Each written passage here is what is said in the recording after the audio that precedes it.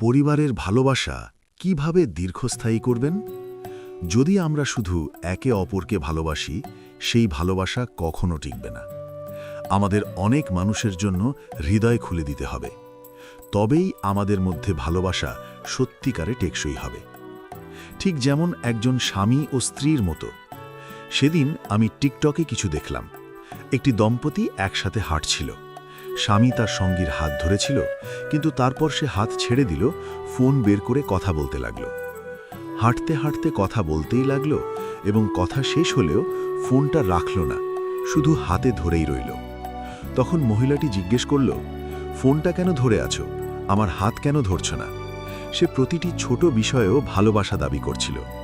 এটা দেখে আমি বুঝলাম, যখন মানুষ একে অপরকে ভালোবাসার প্রতিশ্রুতি দেয়, তখন থেকেই তারা একে অপরকে পর্যবেক্ষণ করতে শুরু করে।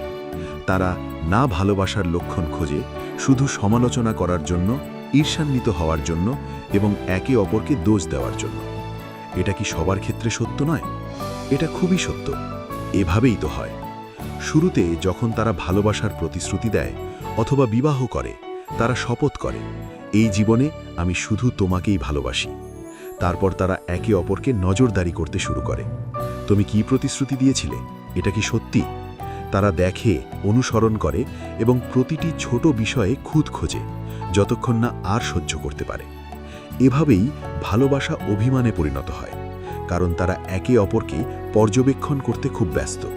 কিন্তু যদি দুইজন মানুষ সত্যিকারে অর্থে একে অপরকে ভালোবাসে এবং পুরো গ্রামকেও ভালোবাসে এবং সমস্ত আত্মীয়দের যত্ন নেয়, অবাক করাভাবে সবার প্রতি সেই সাধারণ ভালোবাসা তাদের মধ্যে বন্ধনকে আরও শক্তিশালী করে।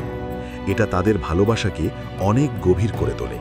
এটা একটা রহস্য যা খুব কম মানুষ জানে।